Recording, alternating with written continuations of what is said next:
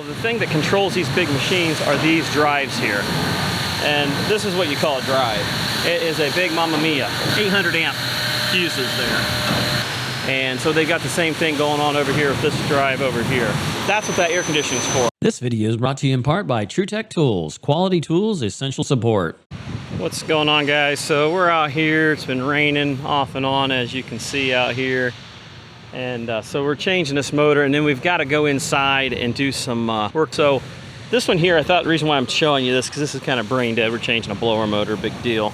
But what we've got here is a 460 volt ECM blower motor.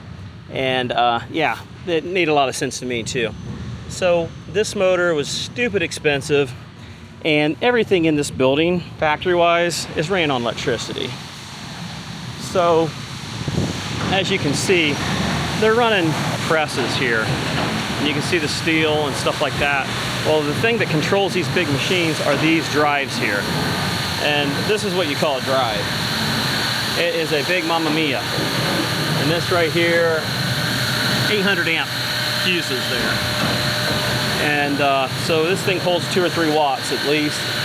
And so they need a full-blown package unit out there to do it. And so they got the same thing going on over here with this drive over here. That's what that air conditioning is for. I've never even seen drives quite like that right there. But that's how they're doing it. And they've been getting away with it for a little while we were waiting on the motor.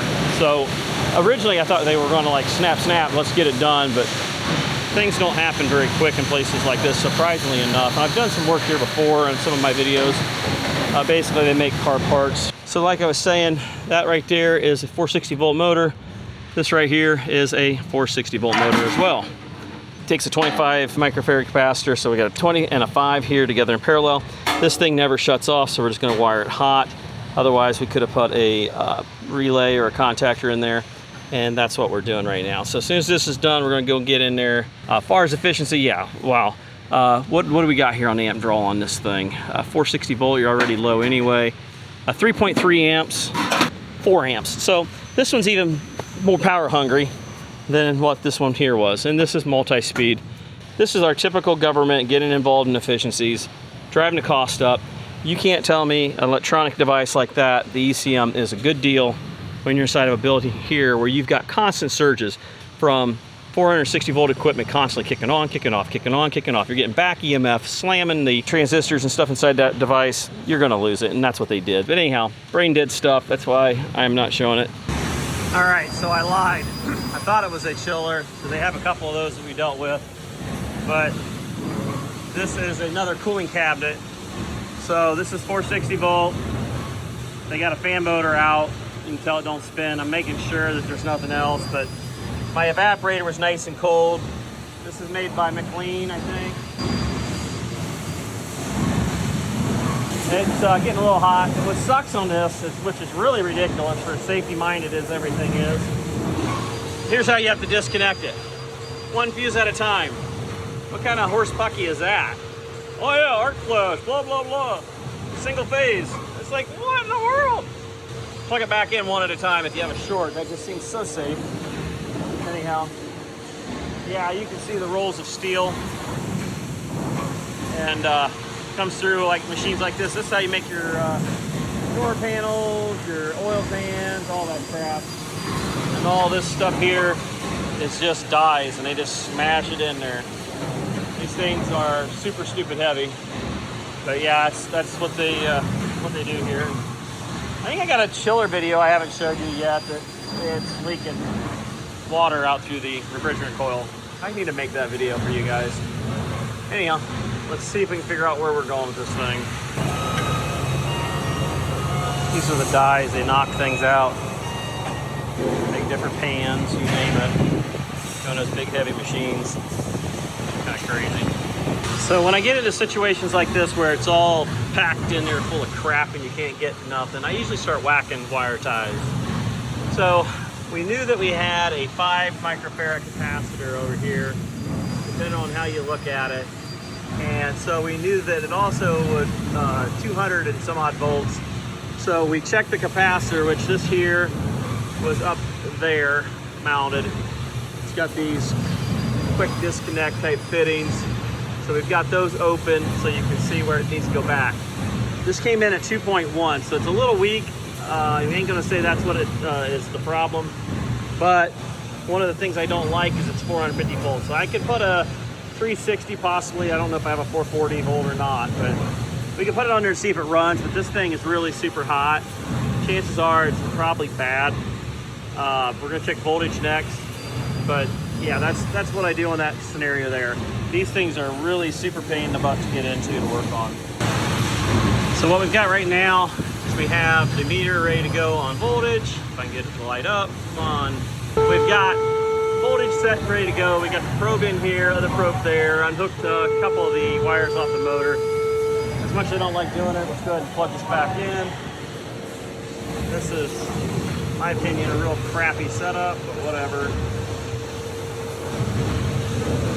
I like reaching right into 460 volts with the thing. Then you're going to single phase this thing, which is awesome.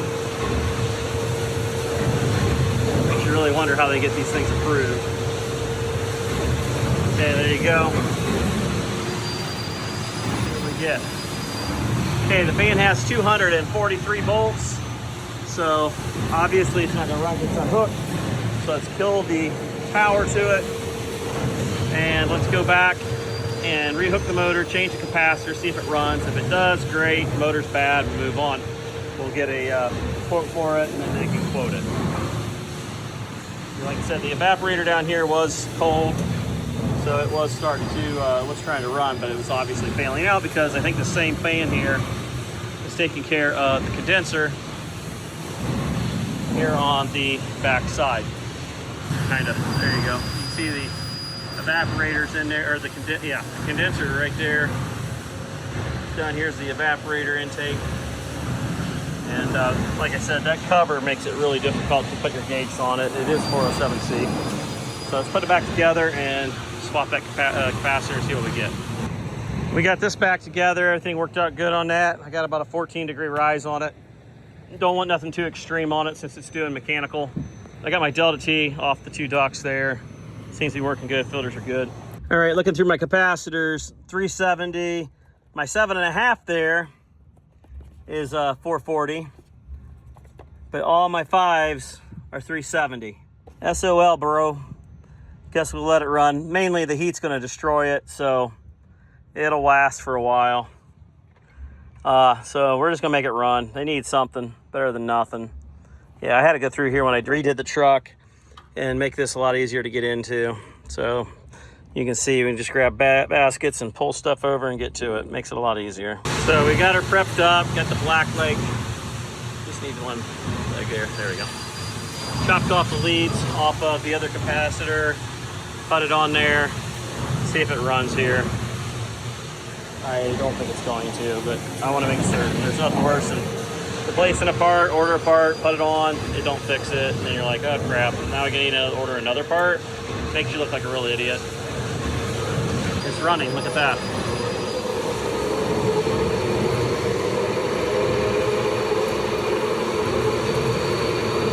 You're kidding me.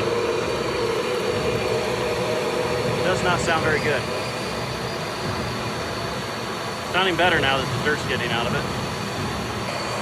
Got my ear stuff on. Kind of hard to hear. It's got microphones, but well, unfortunately, that's not 400 some volts.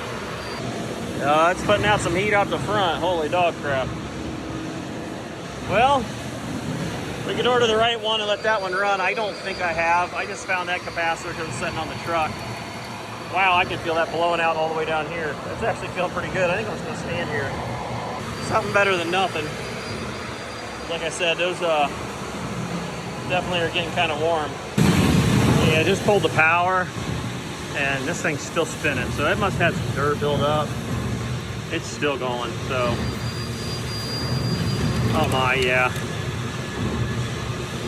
It must have just had a bunch of nastiness in it, so.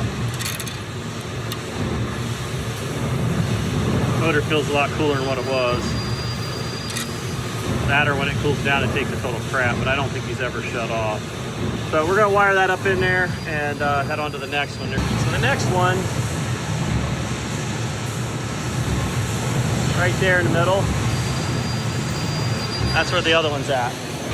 Okay, we got it laying on top there, has a wire tie on it. It ain't going nowhere, even if you slam the door.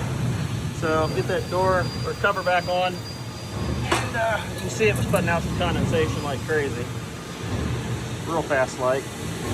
We got her together. She's sucking good. As I say, it was bouncing that cooling off me, so it's at least 82 degrees. Got at least 20-degree rise. So we'll go ahead and put this together, tell them they need a new capacitor for that one. Okay, we got us a little sticker on there so we know when we were out here and that we need a new capacitor, because man, it can get confusing. This thing is cranking out the heat. For you Canadians or whatever out there, 26, whatever. On to the next one now. Just about down here. Got some medium-sized cranes there, little hooks. There they are. Fun. There's like 2 or 3 up here, maybe one on another one. That's just what it does. It stamps that stuff out, moves it down a little bit, stamps out some more. Pretty neat. Well, obviously this one must not be working. What else do we got? A9, it's got a problem. It's pumping some heat. That ain't pumping squat. Heat. You got 2 up here. What's that? Is that just a bad number? Not feeling anything. Yeah, oil everywhere up here. Not sure that fan does a whole lot like that. Man, oh man, oh man, oh man. Look at that oil. Yeah, that's definitely good on the air conditioning coils. Well, luckily in here it's only 700 volts DC. And a little bit of 480. It ain't all bad. There we go. Can lift up on it. It's sucking, but it ain't running. We're putting out heat down here. Putting out heat. We're sucking up here. So what are you complaining about? So this has got some weird error code. Don't know what that means. Here we go. Italy. Might as well be Chinese. I don't like Italian crap. Usually it's a shit. That's a pretty fancy little meter they got there. Well, I found the manual. Let's take a look at it. When in doubt, unplug it. See how it acts. Instructions so far suck. Look at that.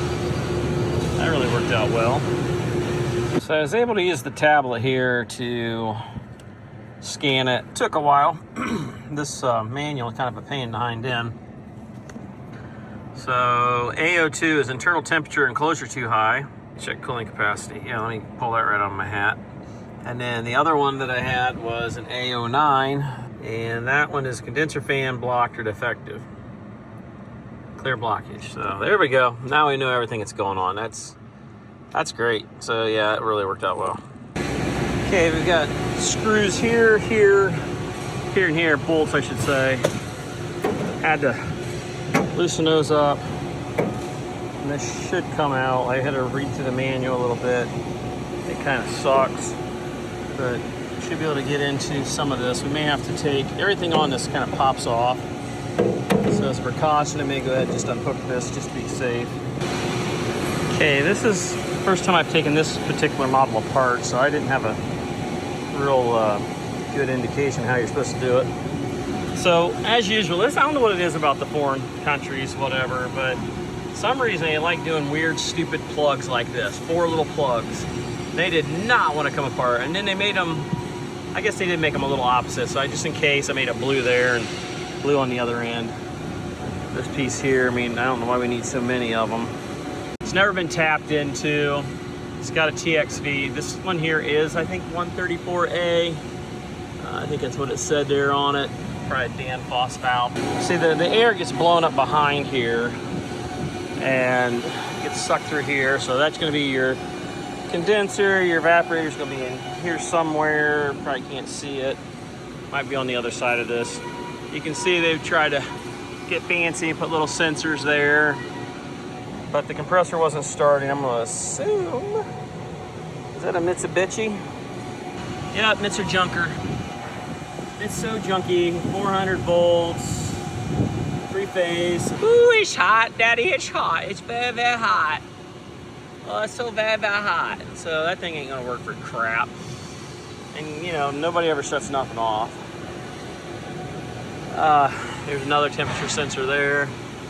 I'm feeling kind of like, man, we need a tap, because it's saying something about refrigerant.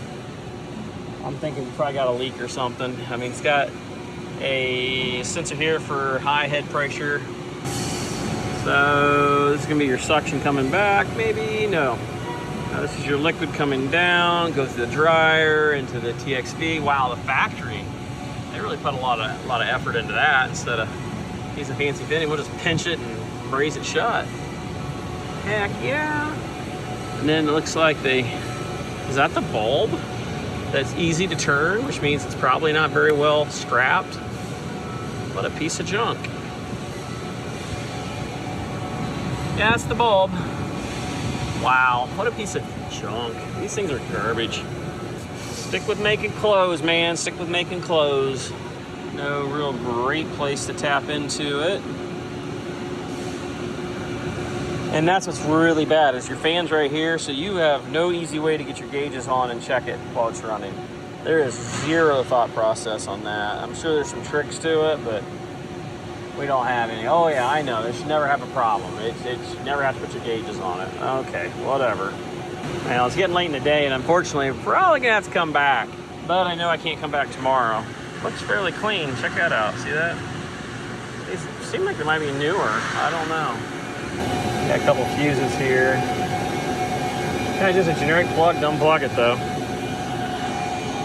Yeah, I don't know. You get this weird screen down here, not sure what the story is on that. But there's like a million screws on the outside, no way to sneak anything in. I don't know if you can sneak your gauges through that area there, but it seems to be sealed right there. Wow, look at that! You guys actually did it! Look at that! If you're going to do it in English, I'll just put it in our measurement system, 34 ounces. So, you can either puncture it and put one of those junk taps on it, or you can, you know, do what you got to do. Looks like right here, they must want you to do it. You could pinch it and solder one on, which is how I'd like to do it. I have a feeling maybe we should just chop it, put a suction cord on that bad dog and do your thing. And then here's a high side. You might as well just go to town and do it all, right? If you're gonna open her up. We're 4 o'clock, bro. I'm thinking not probably the goodest of ideas right now. All right, so they use weird sizes over there. So went ahead and just swedged it out and I'll fill it in. Can do the same thing here on that. And kind of get this done, get out of here. I'm gonna charge it up and see how it does. If it does, great. If not, I'll tear into it later. You can see they got a condensate pan down there. Haven't had time to read through the book on it. This is a little different than the last one. Okay, so you can see why this is absolutely one of the stupidest flipping designs you could come up with. Either put the gauges on the outside so you can connect onto it, or run them somewhere where you can do it, or put a panel that you can take off.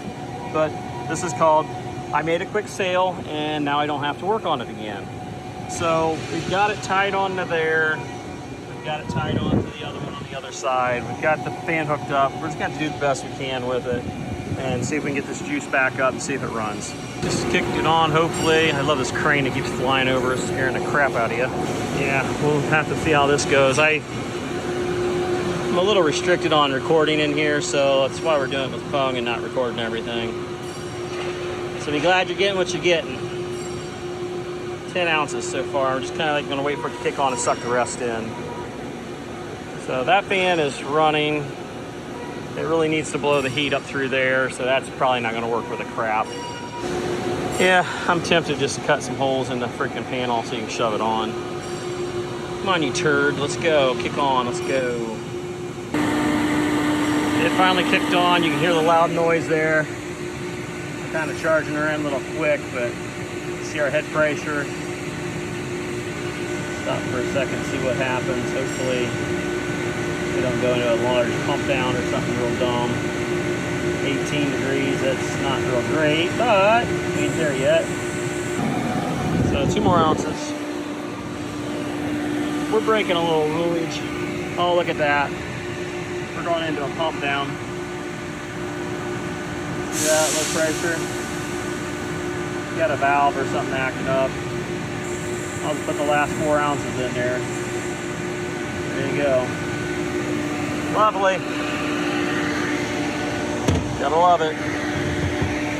So it was a refrigerant issue. Gotta love it. Gotta love it. No way to take it apart and just run it. I mean, it's just too much bull crap going on. So that's hot. That's sucking in there. This is supposed to be blowing out cold.